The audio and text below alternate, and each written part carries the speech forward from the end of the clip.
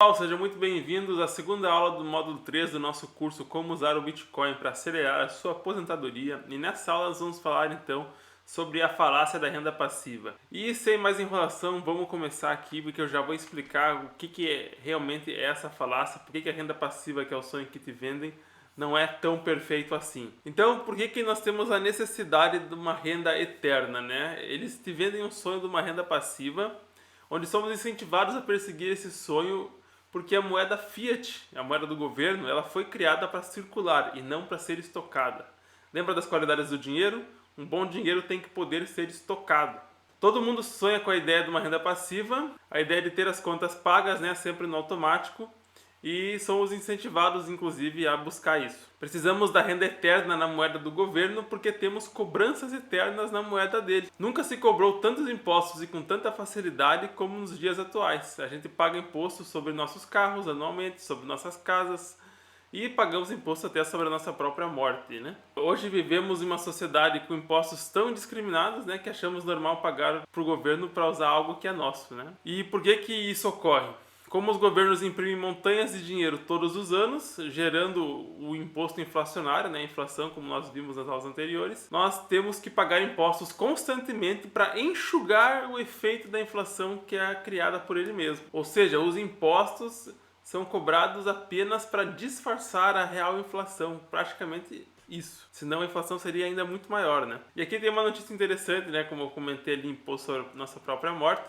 O setor critica imposto de herança sobre previdência privada na reforma. Dê serviço à sociedade, né? É um meme em si mesmo essa notícia, né?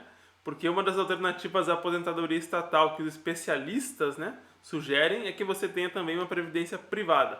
E daí eles vão lá e cobram imposto sobre os seus filhos, né, para pagar caso você morra. E o seu dinheiro guardado na previdência privada, que já era seu, acaba sendo taxado novamente e não vai todo para os seus filhos. Então a cobrança eterna, né, sobre propriedades como o IPTU e sobre os carros o IPVA, ou sobre também o seu total de patrimônio em ações e participações em empresas, né, como muitos estão querendo implementar, né, a tal da taxação em grandes fortunas, que há poucos séculos atrás isso seria algo impensável, né? Inclusive na Idade Média se parava a pensar que você não tinha essa cobrança sobre propriedade, você tinha mais soberania na Idade Média do que agora. Tiradentes morreu por conta de 20% de imposto sobre a cunhagem do ouro em moedas da coroa. E ele não pagava imposto sobre a terra ou sobre sua carroça, é o que eu tenho dito. Ele era mais soberano que a gente e ainda assim foi lá e morreu por conta de 20% de imposto. Então, o imposto de renda, que é um absurdo, você não pode nem trabalhar para sustentar você e sua família sem entregar uma parcela ao Estado. Então você está entregando literalmente horas da sua vida para o Estado. Hoje o imposto de renda chega até 27% e tem países que chega ainda mais, né? E mais um monte de taxas aí de ICMS e IVA, por exemplo, que é sobre os produtos que você consome, fazendo com que mais da metade do seu salário sejam impostos, de fato. A cobrança eterna de impostos implica em uma mentalidade de termos sempre que ter fontes de renda que acompanham essa cobrança, senão podemos perder tudo que construímos pela força da lei. Ainda mais porque, ainda que você esteja aposentado, a casa que você mora vai continuar pagando IPTU, o carro que você tem vai continuar pagando IPVA, o aposentado paga imposto de renda e segurança social. Então você nunca tem uma paz do Estado, o Estado está sempre te desapropriando.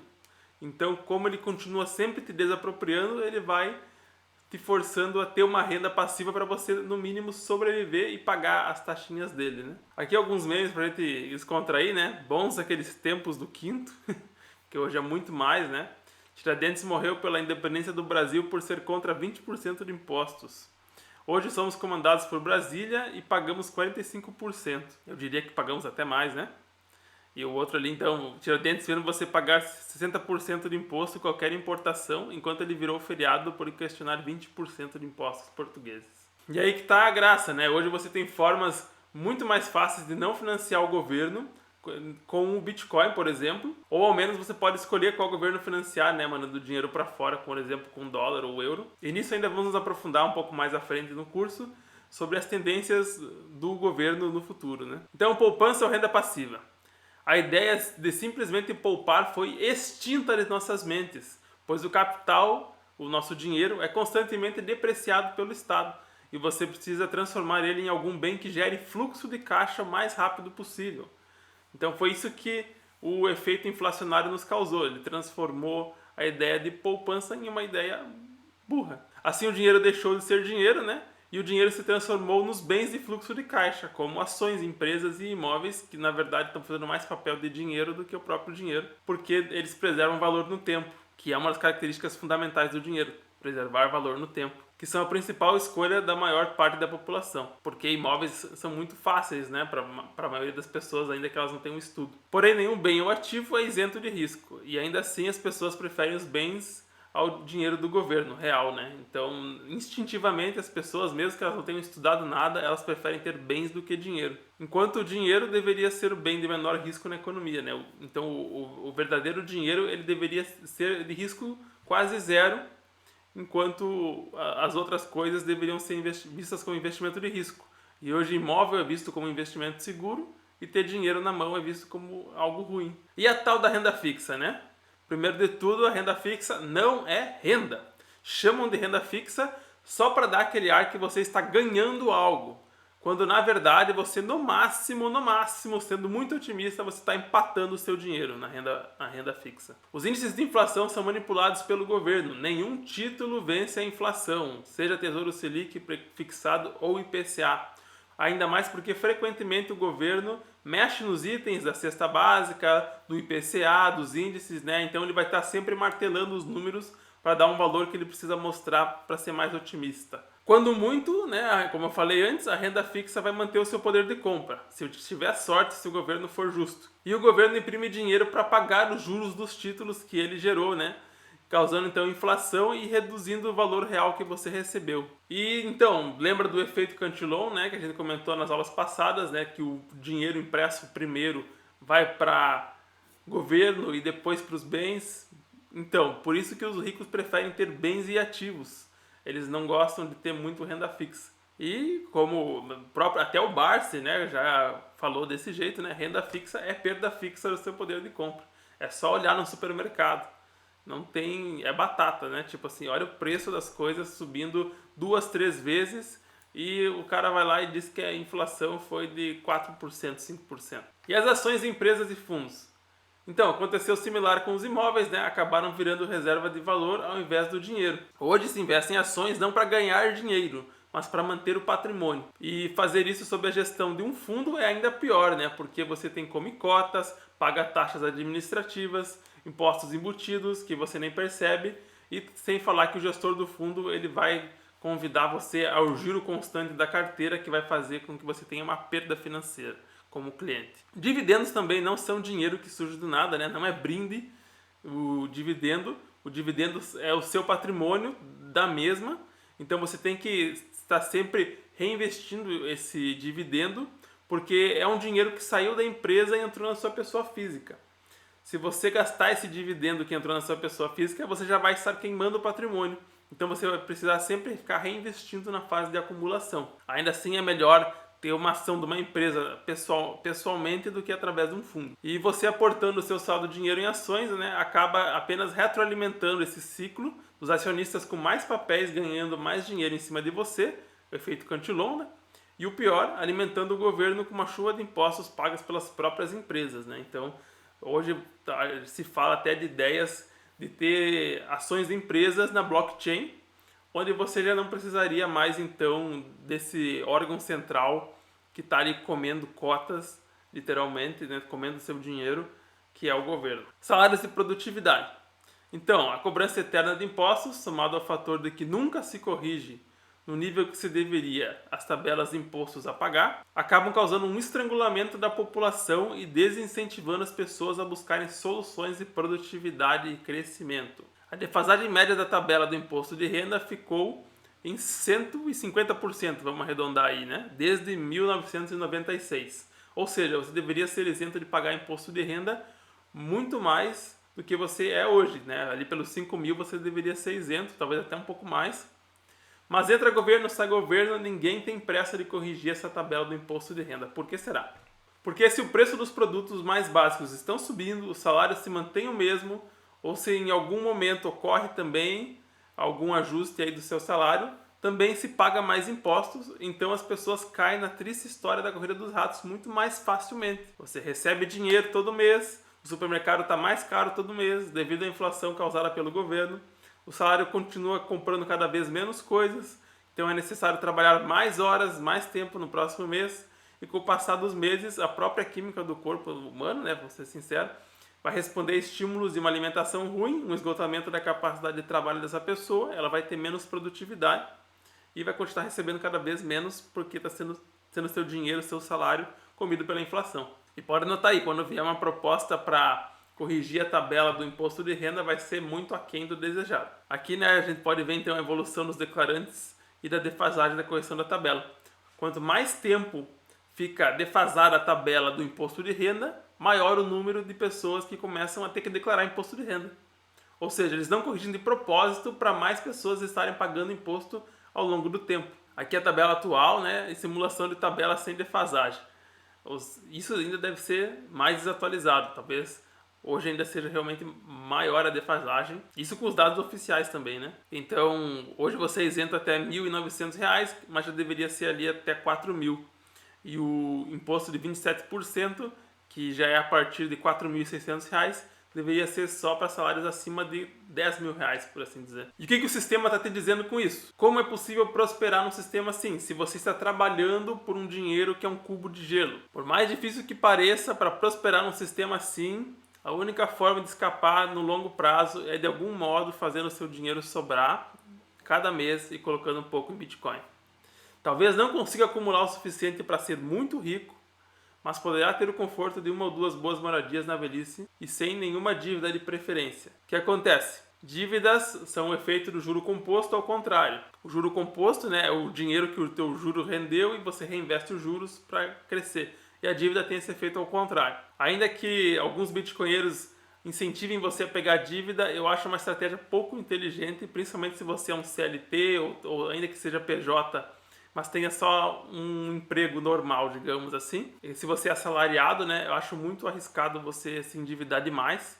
Algumas coisas, por exemplo, talvez um imóvel 100% financiado, né, ou no limite da capacidade, né, pode ser interessante, mas não dívidas de alavancagem, digamos assim, irracionais. Dívidas fazem o efeito reverso do acúmulo de patrimônio. Elas diminuem o seu patrimônio no longo prazo, porque você está pagando o juro para o outro, para o banco, né, ao invés de estar com esse juro acumulando na sua carteira. Mas o sistema, né, o sistema te incentiva a todo momento pegar mais crédito para gastar com momentaneidades, com coisas supérfluas, para fazer com que o PIB do país aparentemente seja maior, mas é tudo na base de dívida. E o Bitcoin, ele tem esse efeito, ele nos incentiva a poupar ao invés de nos endividar. O Bitcoin nos incentiva a abrir mão do presente para termos mais no futuro. Então, antes de fazer dívidas, use com sabedoria, né? Por exemplo, parcelar um cartão de crédito sem juros pode ser inteligente. Financiar uma casa própria, a primeira moradia, pode ser inteligente. Moradia para investimento não é interessante fazer dívida. E tenha sempre uma porcentagem do seu salário alocado em Bitcoin. Aqui a gente volta para esse gráfico que eu mostrei na aula passada também. Produtividade versus salário. Novamente, com uma moeda forte, com lastro em ouro, o salário acompanhava a produtividade, andavam em conjunto. E quando se quebrou o lastro do dólar no ouro, né, então agora a moeda não tinha mais um valor real, não tinha um limite, que era o lastro em ouro, agora é a moeda fiat, a produtividade e o salário se descolaram. Se você olhar com outros olhos, o crescimento da produtividade acompanhou muito mais agora o preço das ações dos imóveis do que os dos salários. E outra opção que a gente comenta é empreender, né? E no Brasil, por mais heróico que tentem fazer parecer a jornada do empreendedor, é apenas uma ínfima minoria que consegue sobreviver nesse estilo de vida. Não só no Brasil, aqui na Europa também, ser empreendedor é sofrido, é muita burocracia estatal. Alguns estados americanos também acredito que sejam mais chatos, alguns ainda se salvam, mas pequenas empresas sempre podem sofrer com situações de processos de funcionários, risco de governo multar por qualquer arbitrariedade, né? Então, quanto mais burocrático for esse governo, maior a chance de você ser multado por qualquer motivo aleatório. Você tem risco de ser roubado em alguns países, assaltado fisicamente, né? Como muitas vezes meu pai e meu avô foram. assaltados fisicamente seus comércios e ainda altos impostos para piorar, né? E empreender nesse cenário, né, acaba não sendo nem heróico, é martírio. Sem falar na constante necessidade de tomar dívida para se alavancar e se manter competitivo, né? Então, você tem um negócio com todos os riscos e ainda você é convidado a tomar dívida para poder se sustentar na competição do próprio mercado, né? Acaba não sendo nada saudável, acaba sendo uma bolha. Mais da metade das empresas que já foram registradas não sobrevivem por 3 anos, enquanto 5 anos a taxa de fechamento sobe para 89%. Ou seja, é muito difícil as empresas prosperarem nesse ambiente. Chega a ser curioso, né? O que rola aí. E com ações de outras empresas, né? Se você for comprar ações, você também ainda está correndo um risco humano, mas diluído. Então, sempre existe esse risco humano de você perder tudo, né? Seja por uma canetada de um juiz, seja por um ditador maluco assumindo o controle e desvalorizando tudo dentro daquele território. Isso me lembra muito o Hugo Chávez, né? Tem um videozinho dele que ele tá no centro da cidade ali, de Caracas, e só manda assim, desapropria-lo, né? E já era. Você perdeu tudo. O dono do imóvel fica chorando no vídeo, né? E o exército vai lá e toma dele. Guerras mundiais, eventos climáticos, né? Claro, aí eu tô sendo um pouco catastrofista, mas é pra gente refletir um pouco. Porque ainda assim a gente tá dentro do sistema Fiat. E vale lembrar então que você não tem obrigação nenhuma com país nenhum. A sua única obrigação é consigo mesmo, com a sua fé, com a sua família. A salvação é individual. Porque talvez aqui eu esteja sendo muito negativo nos cenários, mas sendo pé no chão, o simples fato de você apostar os seus recursos, ideias e energia em um ambiente de inflação alta, descontrolada, de juro negativo, onde não existe retorno positivo para o dinheiro, é desperdício de recursos para sua família, energia mal alocada. Então o melhor estilo de negócio que eu vejo hoje na atual economia digital, ainda mais vivendo nas leis brasileiras, né, mas mesmo aqui na Europa, é o eu presa, né, independente de setor. Seja o one person business, se for contratar pessoas, de preferência a terceirizados, que é o que tem sido a preferência da maioria das pessoas que eu conheço nesse modelo. E com o tempo, né, você tem que preparar uma estratégia para sua soberania, para sua realidade, para sua família, porque a salvação é individual, então você tem que ter de algum modo a sua própria infraestrutura. Seja enxuto e lucrativo, guarde parte desse lucro em Bitcoin. Você pode também optar por ser empregado mesmo, né? E manter parte desse lucro do seu trabalho em Bitcoin. O único patrimônio que viaja com você para qualquer lugar do mundo, e assim você estará na frente de mais de 80% da população mundial. Eu diria até 95%, porque muitas poucas pessoas ainda adotaram o Bitcoin. E sendo um dos 20% que adotaram o primeiro Bitcoin, certamente você vai ter um sucesso muito interessante, que a próxima aula vai deixar muito claro. E então, já concluindo, nós temos cobranças eternas de impostos para sustentar uma casta privilegiada. Por isso nos é tirado o direito de poupança e todo o nosso patrimônio é lentamente confiscado através de impostos anuais. Então eles querem que você tenha uma renda passiva ao invés de poupança para continuar sustentando o sistema. Porque é só quando o seu capital fica girando que eles conseguem morder, né? Ou você tem propriedades alienadas ao sistema, então você está sendo cúmplice, infelizmente. A verdade é que involuntariamente a maioria de nós, 100% de nós praticamente, somos cúmplices de algum modo desse sistema, mas a gente pode se afastar aos poucos através do Bitcoin e proteger, dar mais soberania para a nossa família num futuro cada vez mais incerto, que a gente ainda vai comentar no módulo 4 sobre a futurologia do que os governos estão caminhando para se tornarem. E a próxima aula, então, vamos estar falando sobre estratégias, finalmente, para acumular Bitcoin. Então, é isso aí.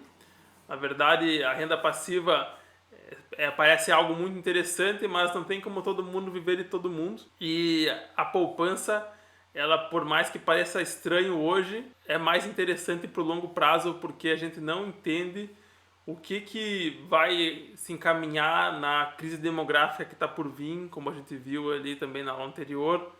Então isso vai afetar tudo, empresas, imóveis, e ter um bom dinheiro sólido vai ser conversível em qualquer coisa, porque o dinheiro é para ser o bem mais líquido e mais baixo risco que tem na economia. E nisso você tem hoje praticamente duas opções, o dólar e o Bitcoin. Infelizmente, não ter muitos reais, né, digamos assim, proteger a sua família com esse tipo de moeda mais forte é fundamental para o futuro, para as próximas décadas. Então vamos lá para a próxima aula para comentar como a gente pode segurar Bitcoin aí por várias décadas. Então tá, um abraço, até mais.